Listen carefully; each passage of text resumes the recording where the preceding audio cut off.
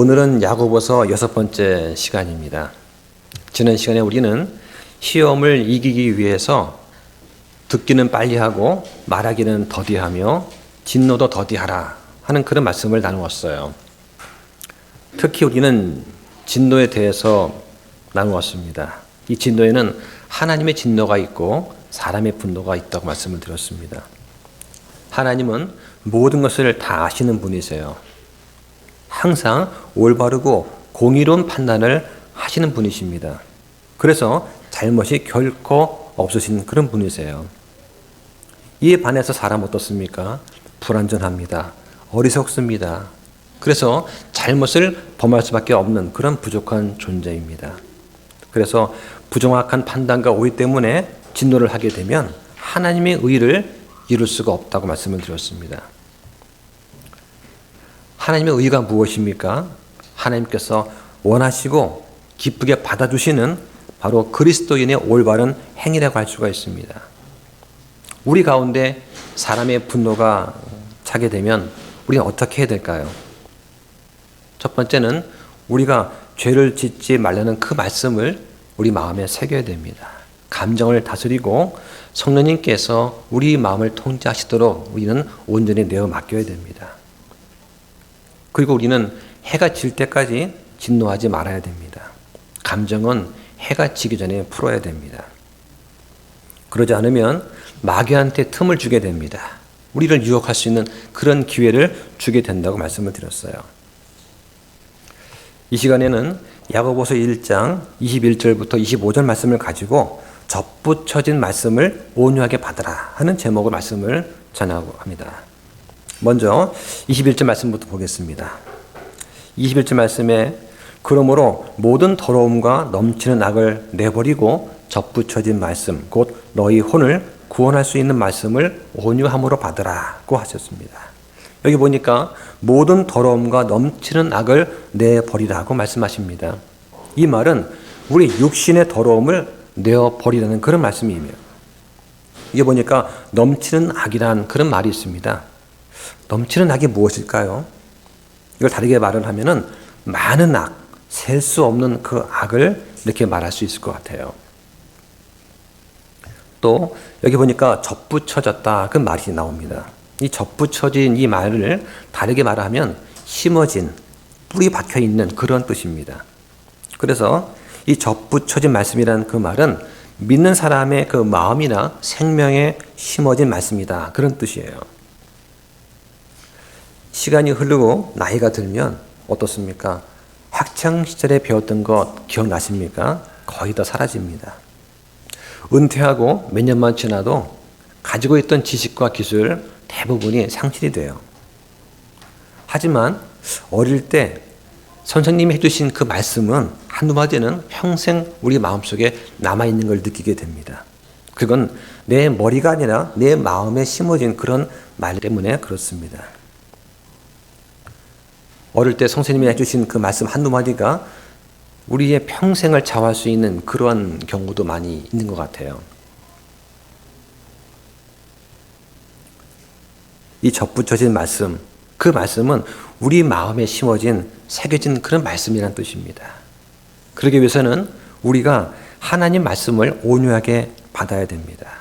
여기 보면 온유함으로 이 말뜻은 마치 스펀지가 물을 쭉 빨아들이듯이 튕겨내거나 거부하지 않고 받아들이는 것을 말합니다. 그럼 왜 온유하게 말씀을 우리가 받아야 될까요? 이 하나님의 말씀이야말로 우리가 갖고 있는 육신의 죄에 대해서 가장 큰 방지책이 될 수 있기 때문입니다. 이것은 예수님의 씨 뿌리는 자의 비유와 연관해서 생각해 볼 수가 있어요. 하나님 말씀이 어디에 뿌려집니까? 길가에 떨어지기도 하고 돌밭에 또 가시나무들 사이에 또 좋은 땅 속에 떨어집니다. 길가에 떨어졌다는 그 말은 말씀에 부주의한 그런 사람들을 가리켜요. 예를 들면 성경에 헤롯이나 빌로도 같은 그런 구원받지 못한 사람들을 가리킵니다. 말씀을 들었습니다. 하지만 그들은 튕겨냅니다. 구원받지 못한 사람들이에요. 돌밭에 떨어졌다는 것은 사도행전 8장에 나오는 마술사 시몬과 같은 그런 사람이에요. 말씀을 들었습니다. 또 침례도 받았습니다. 침례 받았다고 해서 구원받는 건 아닙니다. 이런 사람은 어떻습니까? 말씀에 대한 핍박이 나가오면 못 견디고 떨어져 나가는 그런 사람들이에요. 그리고 가시나무들 사이에 떨어진 것은 디모데 후서에 나오는 데마처럼 세상적인 그런 사람들, 육신적인 사람들을 말합니다. 이 사람들은 구원받았을 가능성은 있어요. 하지만 믿음의 열매는 내지 못하는 사람들입니다. 왜냐? 영적인 어린 아이의 몸은 그런 사람들이기 때문이죠. 좋은 땅 속에 떨어지는 것은 예수님의 제자들처럼 말씀에 정말 진심인 그런 사람들을 말합니다. 이 사람들은 삶에서 구원받은 이후에 믿음의 열매를 100배, 60배, 30배를 내는 그런 사람들이에요. 이 100배, 60배, 30배라는 말뜻이 무엇입니까?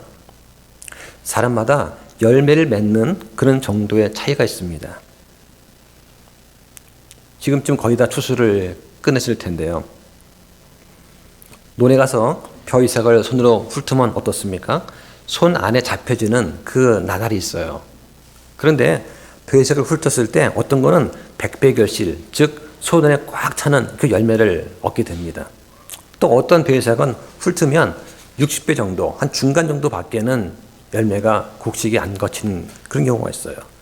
30배는 가장 적은 그런 결실을 말하는 것입니다.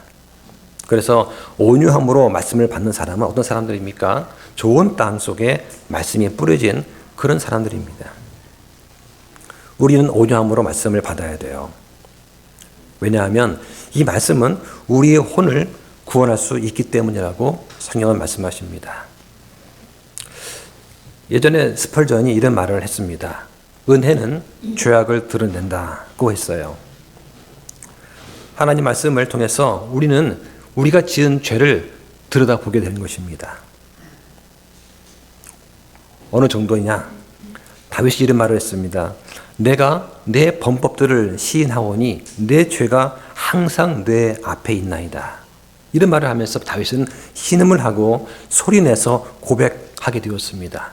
그 정도 될 때까지 우리는 말씀을 통해서 죄를 보게 되는 것이죠. 내가 지은 죄를 인식할 때 어떤 상태가 됩니까? 여러분 처음 죄라고 하는 것을 지었을 때 어떤 기분이었는지 혹시 기억하세요?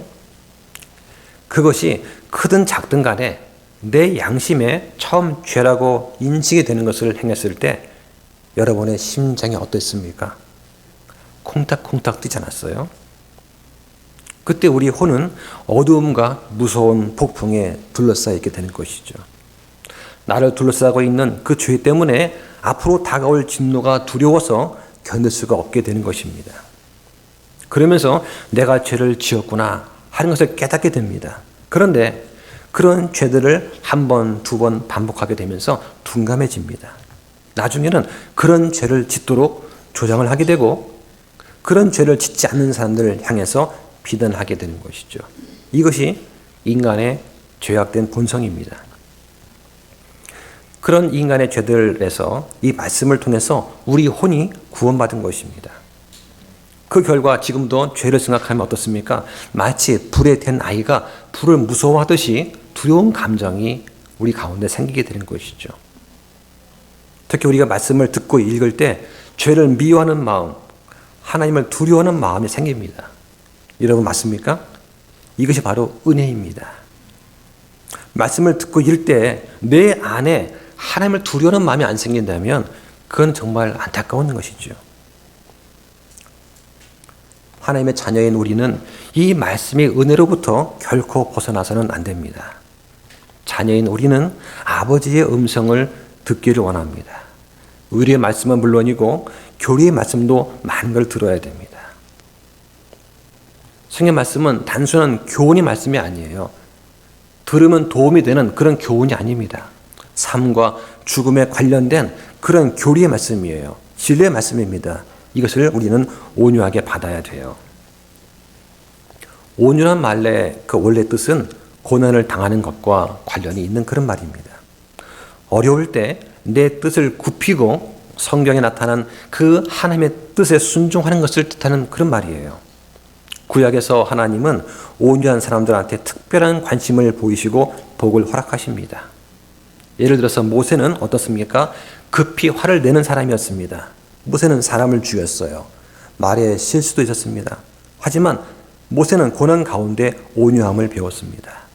그 결과 하나님께서는 모세가 땅의 모든 사람보다 온유한 자다라고 말씀을 하셨어요. 신약에서 온유함은 그리스도인의 인격입니다. 또 성령님의 열매예요. 그리스도인이라면 이것을 가지고 다른 사람 앞에서 나타내 보여줄 수 있어야 됩니다. 그게 바로 온유한 마음으로 말씀을 받은 그런 사람의 특징이라 할 수 있습니다. 22절 말씀을 보겠습니다.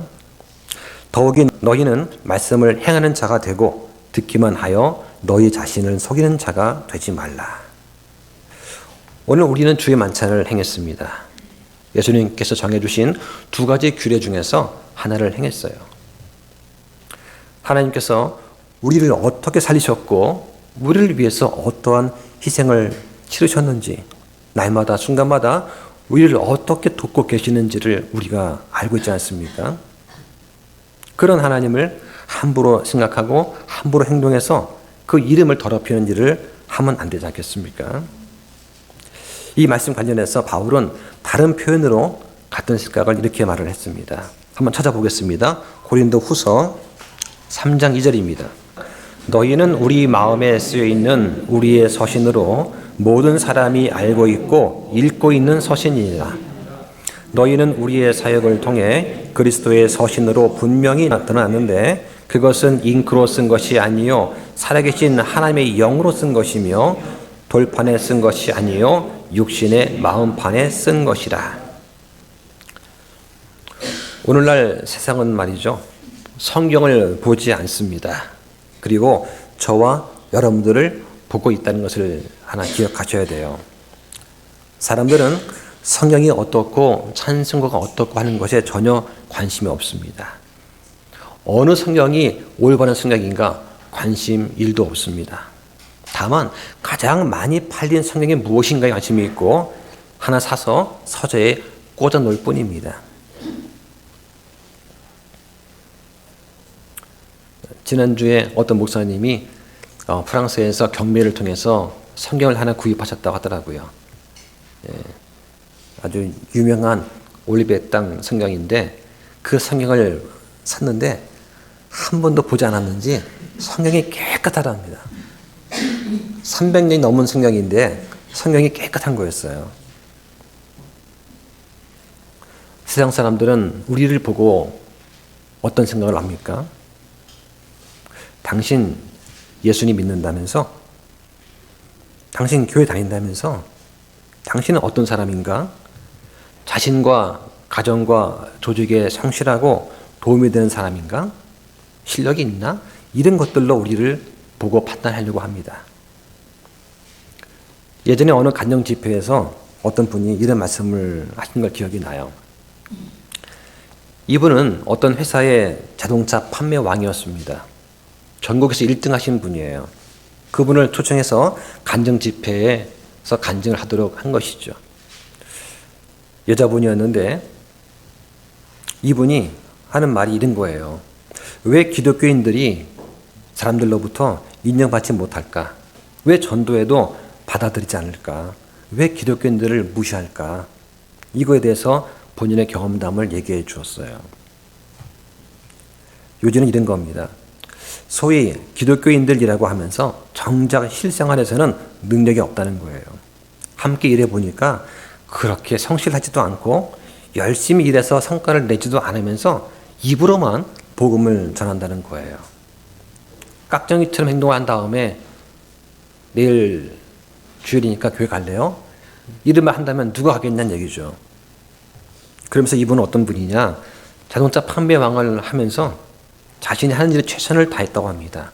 성과를 내면서 내가 맡은 몫을 충분히 해냈다는 거예요. 그런 다음에 전도를 하니까 사람들이 조금이라도 귀를 기울여 보고 한번 교회를 따라서 간다는 것이죠. 그분은 그렇게 열심히 일도 하고 복음도 전했다고 합니다. 전 그분의 말이 어느 정도 일리가 있다고 생각이 돼요. 그리스도인은 세상 사람들보다 더 성실해집니다. 그러면서 어느 정도 자신이 손해를 보더라도 동료를 배려하면서 수고할 수 있어야 돼요. 이러한 자기 희생이 없이 어떻게 빛과 소금 역할을 감당할 수 있겠습니까? 어떤 사람은 그래서 이 사도행전 28장까지 있지 않습니까? 여기에 더해서 29장이라는 그런 표현을 쓰기도 해요. 이것은 우리가 그렇게 이 시대에 그런 모습을 살아가고 있다는 그런 것을 말하는 것일 것 같아요. 너희는 말씀을 행하는 자가 되고 듣기만 해서 자기를 속이는 자가 되지 말라고 말씀하셔요. 요한은 생활 속에서 죄가 없다라고 말하는 사람을 보고서 자신을 속이는 사람이라고 말을 합니다. 한번 찾아보겠습니다. 좀 뒤로 가서요. 요한 1서 1장 8절입니다. 만일 우리가 우리에게 죄가 없다고 말하면 우리가 우리 자신을 속이며 진리가 우리 속에 있지 아니하니라. 만일 우리가 우리 죄들을 자백하면 그분께서는 신실하고 의로우사 우리 죄들을 용서하시며 모든 불의에서 우리를 깨끗하게 하시느니라. 하나님의 말씀은 행동을 요구합니다. 예수님의 첫 메시지가 뭐였습니까? 회개하라는 것이었습니다. 회개하지 않으면 안 된다고 말씀하셨어요. 둘째는 무엇이었습니까? 내게로 나오라는 것이었습니다. 셋째는 무엇입니까? 믿으라는 것이었어요. 하나님 말씀을 믿으라고 하는 것을 요구하십니다. 회개를 요구하시고 예수님 앞으로 나오라고 말씀하세요.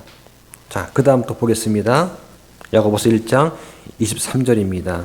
자, 함께 읽겠습니다. 시작. 누구든지 말씀을 듣고 행하지 아니하는 자는 거울로 자기의 본래 얼굴을 바라보는 사람과 같으니 했습니다. 자, 계속해서 말씀을 행하는 것에 관한 이야기가 나옵니다.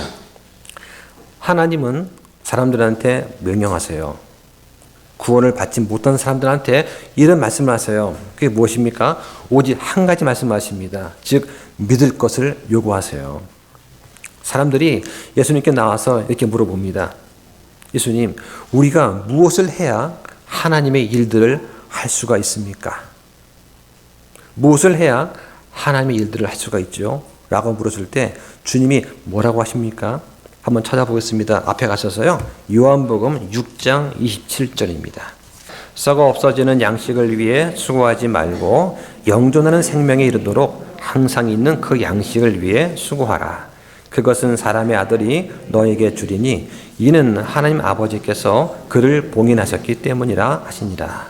그때 그들이 그분께 이르되 우리가 무엇을 해야 하나님의 일들을 하리이까 하매 예수님께서 그들에게 대답하여 이르시되 하나님께서 보내신 자를 너희가 믿는 것 이것이 곧 하나님의 일이니라 하시니 하십니다. 여기 27절에 보면 아버지께서 그를 봉인하셨다고 합니다. 이 봉인이라는 말은 보증한다는 그런 뜻이에요. 예수님께서는 하나님께서 보내신 자를, 즉 예수 그리스도를 사람들이 믿는 것 이것이 하나님의 일이라고 말씀하세요. 구원받지 못한 사람들에게 있어서 행함이라고 하는 것은 무엇입니까? 그리스도를 믿는 것입니다. 하나님은 구원받지 못한 사람들한테 이미 내가 대신해서 모든 걸 다 이루었다고 말씀하십니다. 그것을 믿기만 하면 된다고 말씀하세요. 우리에게 이렇게 말씀하실 때 그것은 우리가 바로 하나님의 자녀이기 때문에 그렇게 말씀하신다는 것을 우리는 기억을 해야 됩니다. 하나님이 우리 아버지가 아니시라면, 우리가 하나님의 자녀가 아니라면 하나님은 어떤 것도 우리한테 요구하지 않으실 거예요. 하지만 우리는 하나님의 자녀입니다. 그래서 말씀을 듣고 행하는 자가 되어야 되는 것이죠. 그런데 말씀을 듣고 행하지 아니하는 사람은 어떻습니까? 마치 거울로 자기 본래 얼굴을 바라보는 그런 삶과 같다고 말씀하세요. 자, 그 뒤에 말씀 보겠습니다. 24절입니다. 그는 자기를 바라본 뒤 자기 길로 가서 자기가 어떤 사람이었는지 즉시 잊어버리기 때문이라고 하십니다. 이 당시에 거울은 어떻습니까? 지금처럼 유리가 아니었습니다. 구리로 만든 거울을 딱 가서 썼어요. 구리를 반질반질 닦습니다. 그러면 이 구리 속에 비친 자신의 모습을 아무리 잘 살펴보려고 하더라도 희미한 모습으로밖에 안 보여요. 과연 저 모습이 내 모습인지 확신이 안 섭니다. 그래서 들여다보고는 어떻습니까? 잊어버립니다. 우리가 열심히 주의해서 말씀을 들었다고 할지라도 행하지 않으면 마치 희미한 거울을 보는 것 같다는 그런 말씀입니다. 우리가 거울을 왜 봅니까? 거울을 보면서 잘못된 부분은 고치려고 보는 거 아니에요? 거울은 결점 많고 주름진 나를 있는 그대로 보여줍니다. 거울을 볼 때마다 여러분들 행복하십니까?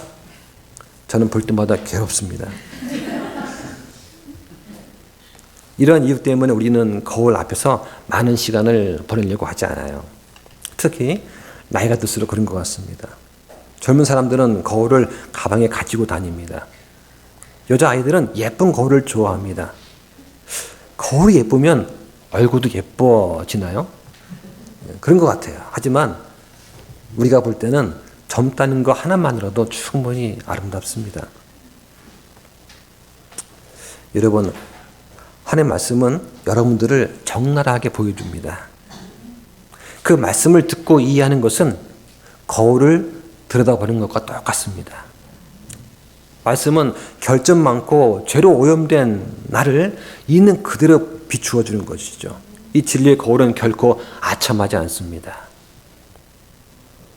말씀을 읽을 때마다 내 죄가 드러나는 것이죠. 그러다 보니까 말씀을 가까이 하지 않게 되는 것입니다.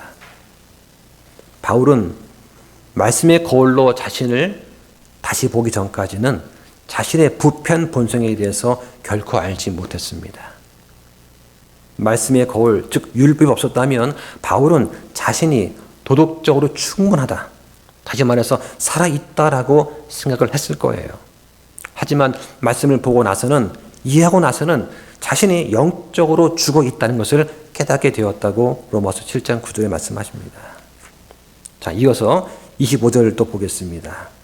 25절에 그러나 누구든지 자유롭게 하는 완전한 법을 들여다보며 그 안에 거하는 자는 듣고 잊어버리는 자가 아니요 이를 행하는 자니 이 사람은 자기가 행하는 일에 복을 받으리라. 말씀은 우리에게 무엇이 잘못되었는지를 비추어 주는 거울입니다. 의사한테 진찰을 받았어요. 그런데 내 몸에 있는 암세포가 발견되었다고 한번 상상해 보십시오. 암세포가 그 엑스레이 사진에 나타난 것을 보고는 의사 선생님, 저는 엑스레이를 그렇게 신뢰하지 않는 편입니다 라고 말할 수 있습니까? 그럼 누구 손해입니까? 의사가 나한테 당신 암이 있습니다 라고 말하면 빨리 조치를 취해야 하지 않겠습니까?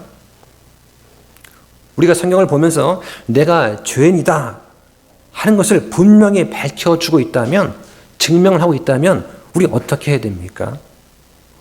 내가 죄인이라는 사실을 말해주는 성경 말씀을 내가 무시한다면 그것은 마치 나는 암이 없을 거야, 나는 엑스레이를 신뢰하지 않아 하면서 살아가는 그런 사람과 뭐가 다르겠습니까? 말씀을 읽고도 무감각해져서는 안 됩니다. 말씀을 읽고도 반응을 보이지 않는다면 여러분 그건 누구의 책임일까요? 바로 나 자신의 책임이 아닐까요? 아버지께서 만약 우리한테 이렇게 말씀하신다면 어떻겠습니까? 아이야, 내가 너를 사랑한다. 그런데 책망할 것이 조금 있구나. 그게 무엇입니까? 너는 너의 처음 사랑을 잃어버렸구나.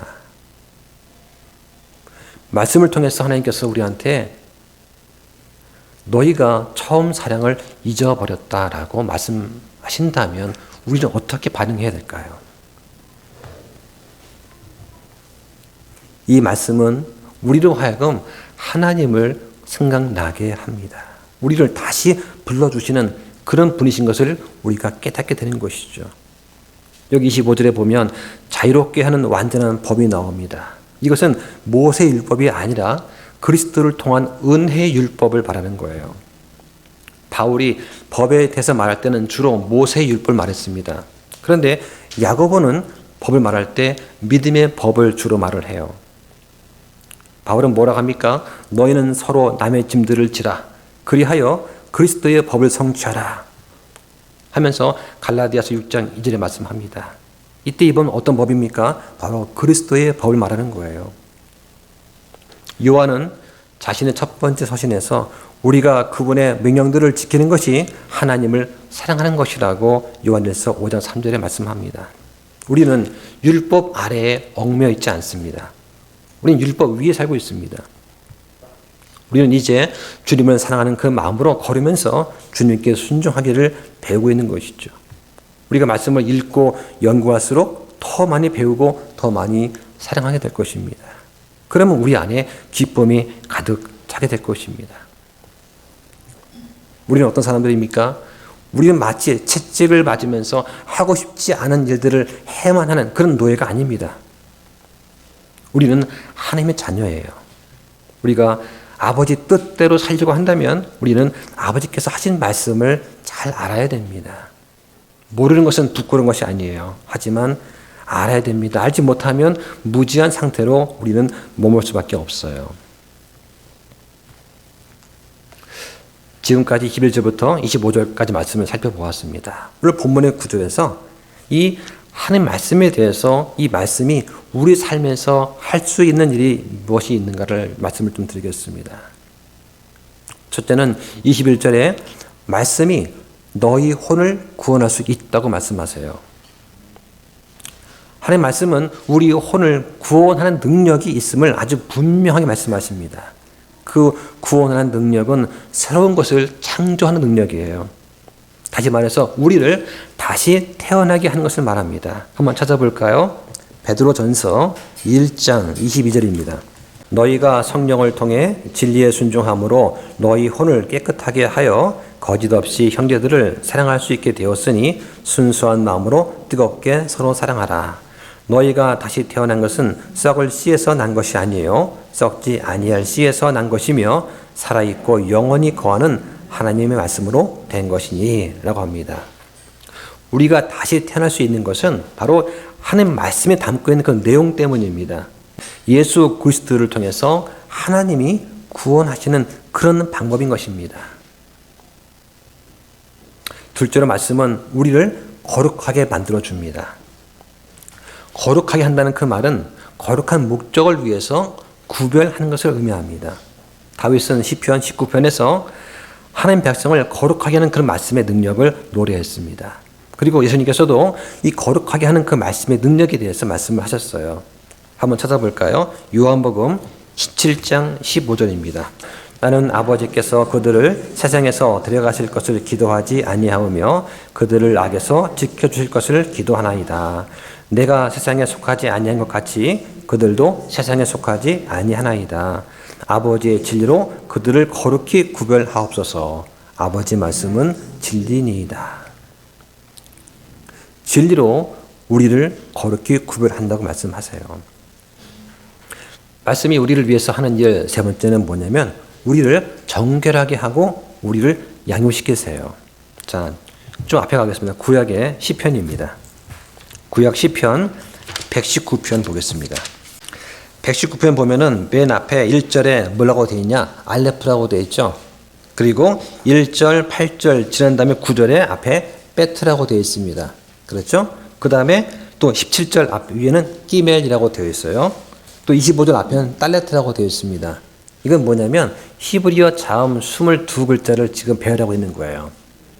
이게 뭐냐면 알레프 그러면은 처음에 주의 법 안에서 우리 말은 주로 되지만 히브리어로 보게 되면은 이 첫 글자가 알레프로 시작하는 거예요. 1절도 알레프고 2절도 알레프, 3절도 알레프입니다. 그래서 8절까지 전부 첫 글자가 알레프로 시작이 돼요. 그 다음에 9절부터 16절까지는 전부 다 베트란 단어로 시작이 되는 거예요. 예. 이렇게 말을 만들기가 쉽지 않겠죠. 예. 이런 식으로 만드는 걸 답관체 그 문학 형태라고 합니다. 여기 보면은 9절에 뭐라고 되어 있습니까? 청년이 무엇으로 자기 길을 깨끗하게 하리이까? 주의 말씀에 따라 자기 길을 조심함으로 하리이다. 또 11절에 내가 주께 죄를 짓지 아니하려고 주의 말씀을 내 마음속에 숨겼나이다. 다윗이 뭐라고 합니까? 청년이 무엇으로 자기의 길을 깨끗하게 하리이까? 이 다윗은 내가 주께 죄를 짓지 아니하려고 주의 말씀을 내 마음에 숨겼나이다. 그리스도인들이 군대가 가장 힘든 것들, 말씀대로 살려고 그러면 무척 힘든 것들이 군대에서 시작이 돼요. 이 말씀의 능력을 생각할 때 이 말씀이 우리한테 매우 중요하다는 것은 정말 분명한 것이죠. 그런데 이 접붙여진 말씀, 우리의 마음에 심겨진 이 말씀의 가치는 어떤 조건을 만족시켜야지만 비로소 이루어질 수가 있습니다. 그 조건들이 본문에 나와 있어요. 우리가 이 말씀으로부터 유익을 얻으려면 어떻게 하면 되느냐? 첫째로 우리가 버려야 할 것이 있습니다. 21절에 보니까 모든 더러움과 넘치는 악을 내버리라고 말씀합니다. 이 버릴 것에 대해서 성경은 이렇게 말씀하세요. 한번 찾아볼까요? 골로새서 3장 5절입니다. 그러므로 땅에 있는 너희의 지체들을 죽이라. 그것들은 음행과 부정함과 무절제한 애정과 악한 욕정과 탐욕인데 탐욕은 우상 숭배니라. 이것들로 인해 하나님의 진노가 불순종의 자녀들에게 닥치느니라. 너희도 그것들 가운데 살 때는 한때 그것들 가운데 걸었으나 이제는 너희도 이 모든 것, 즉 분노와 진노와 악의와 신성 모독과 너희 입에서 나오는 더러운 대화를 내버리라. 서로 거짓말하지 말라. 너희가 옛사람을 그의 행위와 함께 벗어버리고 라고 말씀합니다. 이 말씀이 우리 삶의 열매를 맺으려면 어떻게 됩니까? 먼저 우리 마음에 있는 죄의 잡초가 뽑혀야 됩니다. 우리가 이런 세상적인 것들에 얽매이게 되면 말씀을 통해서 유익을 얻기가 힘들어져요. 많은 사람들이 성경을 읽고 공부하면서도 많은 걸 얻지 못한 이유가 아마 이 때문일 수 있습니다. 둘째는 우리가 온유한 태도를 가져야 됩니다. 야고보는 말씀을 온유함으로 받으라고 말합니다. 겸손하고 수용적인 이 태도는 말씀을 우리가 받는데 꼭 필요한 것입니다. 우리가 두 가지를 기억해야 됩니다. 이 두 가지를 기억하면 겸손할 때 도움이 돼요. 하나는 뭐냐? 나도 죄인이다 하는 것입니다. 나 역시 죄인이다 하는 것을 인정할 수 있어야 돼요. 두 번째는 나도 속을 수 있다고 하는 것을 인정하는 것입니다. 나도 죄인이고 나도 완전치 못하기 때문에 잘못된 정보를 통해서 나도 쉽게 속을 수 있다는 것을 인정하는 거예요. 그래야지만 우리가 겸손할 수가 있습니다. 우리는 성경을 왜 배웁니까? 단순하게 지식을 얻기 위해서입니까? 아니면 다른 사람과 논쟁해서 이기려고 하는 건가요? 우리는 나 자신과 주변 사람들을 살리기 위해서, 섬기기 위해서 진리를 공부해야 됩니다. 그것이 교리입니다. 교훈이 아니에요. 세 번째로 말씀이 우리 마음에 접붙여져야 됩니다. 우리 혼을 구원할 수 있는 것은 오직 접붙여진 심어진 말씀이라고 하십니다. 우리는 이 말씀이라는 단어를 우리 마음에 잘 심어야 됩니다. 그렇지 않으면 돌에 기록된 말씀에 입으로만 섬기는 유대인들과 다를 게 아무것도 없어요. 새 언약 아래에 있는 그런 사람들의 특징이 무엇입니까? 바로 마음에 새긴다는 것입니다. 한번 찾아보겠습니다. 히브리서 8장입니다. 8장 6절 보겠습니다. 그러나 이제 그분께서는 더욱 뛰어난 섬김의 직무를 얻으셨으며 그것에 의해 또한 그분은 더 나은 약속들 위에 세워진 훨씬 더 나은 언약의 중재자이시니라. 만일 그 첫 언약이 흠이 없었더라면, 여기 보니까 첫 언약은 구약입니다. 구약은 흠이 있다는 거예요. 즉 율법 자체는 거룩하지만 율법이 우리를 구원할 수는 없어요. 이걸 흠이라고 보는 것입니다. 둘째 것을 구할 여지가 없었을 것이나 8절에 그들 내게서 흠을 발견하시고 그분께서 이르시되 주가 말하노라 보라 날들이 오리니 그때에 즉 천년 왕국의 때입니다. 그때에 내가 이스라엘 집 유다 집과 새 언약을 맺으리라. 자, 언약 떠가지고 10절 보겠습니다. 10절 함께 읽을까요? 시작. 그 날들 이후에 내가 이스라엘의 집과 맺을 언약은 이것이니 곧 내가 내 법들을 그들의 생각 속에 두고 그들의 마음 속에 그것들을 기록하여 나는 그들에게 하나님이 되고 그들은 내게 한 백성이 되리라. 주가 말하노라. 그렇습니다. 여기 보면은 그들한테 하나님이 되고 그들은 내 한 백성이 될 것이다. 이것이 바로 하나님의 언약의 목표예요. 오늘날 이 말씀은 어디에 존재합니까? 종이에 새겨진 그 잉크로만 존재합니까? 아니면 우리가 그것을 충분히 자주 읽고 충분히 묵상해서 우리 마음에도 심어 놓았습니까? 우리가 마음에 심어 놓으려면, 접붙이려면 어떻게 해야 됩니까? 매일 성경을 읽어야 됩니다.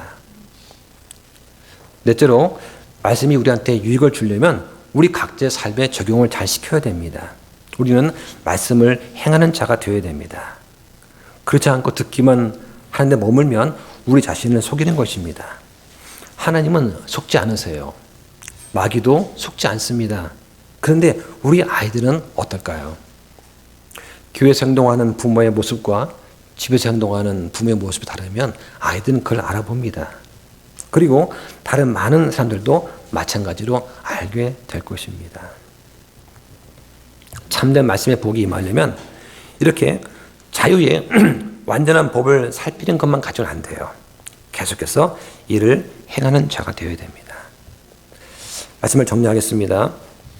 야고보가 이 말씀을 자유롭게 하는 완전한 법이라고 불렀다는 것을 하나 기억해 보시기 바랍니다. 말씀은 우리한테 진정한 자유를 줍니다. 우리를 죄의 속박과 권세로부터 벗어나게 줍니다. 그것은 예수 그리스도의 복음, 다시 말해서 구원을 주시는 하나님의 권능이세요. 내가 그리스도의 복음을 부끄러워하지 아니하노니 이는 그 복음이 믿는 모든 자들에게 구원을 주시는 하나님의 권능이 때문이라. 많이 들어보셨을 겁니다. 그런데 듣는 것만 가지고는 충분하지 않습니다. 우리는 더러움과 넘치는 악을 버려야 됩니다. 즉 회개해야 됩니다. 한번 찾아보겠습니다. 사도행전 17장입니다. 사도행전 17장 30절입니다. 하나님께서 이같이 무지하던 때를 눈감아 주셨으나 이제는 모든 곳에서 모든 사람들에게 회개하라고 명령하시나니. 여기 보면 무지하던 때가 언제입니까? 구약시대입니다. 이제는 언제입니까? 신약시대입니다. 무엇을 명령하십니까? 회개하라고 명령하십니다. 여러분, 무엇을 회개해야 됩니까? 지금까지 하나님의 참된 형상인 예수 그리스도가 아닌 다른 것을 섬기고 경배한 것을 회개하라는 그런 말입니다. 성경에는 회개라는 말이 100번 이상 나와요. 하나님은 모든 사람한테 회개하라고 명령하셨습니다. 모든 사람이 회개하기를 원하세요. 그러면 구원에 이르는 회개가 있습니다. 이게 무엇일까요? 내가 지금까지 지은 모든 죄를 회개하는 것이냐? 아닙니다. 구원에 이르는 회개라고 하는 것은 내가 하나님 앞에서 죄인이다 하는 사실을 인정하는 거예요. 그리고 하나님께로 돌아서는 것입니다. 이것이 바로 구원에 이르는 회개예요. 돌이키라는 말이 무엇입니까? 나의 존재, 나의 가능성, 나의 능력, 나의 지능, 나의 재물, 나의 의, 나의 선행으로부터 돌이키라는 말입니다. 그런 것들이 나를 구원해 주지 못하기 때문이에요. 이 모든 것이 나를 의롭게 만들어주지 못한다는 사실을 인정하는 것, 이것이 바로 성경이 말씀하시는 회개입니다. 이 복음의 말씀을 온유함으로 우리는 받아야 되는 거예요. 그럼 그 결과가 무엇입니까? 우리한테 멸망하지 않는 영존하는 생명을 주신다고 말씀하세요. 예수님은 자기에게 순종하는 그런 사람들한테 영원한 구원의 창시자가 되십니다. 이 말이 어디 나오냐? 히브리서 5장 9절에 나와요. 이 말씀 보면 완전하게 되었기 때문에 자기에게 순종하는 모든 자들에게 영원한 구원의 창시자가 되신다고 말씀을 하십니다. 예수님과 그의 사도들이 한 바로 이 말씀을 우리는 온유함으로 받아야 됩니다. 이 말씀만이 여러분의 혼을 구원할 수 있는 유일한 방법이기 때문입니다. 기도 마치겠습니다.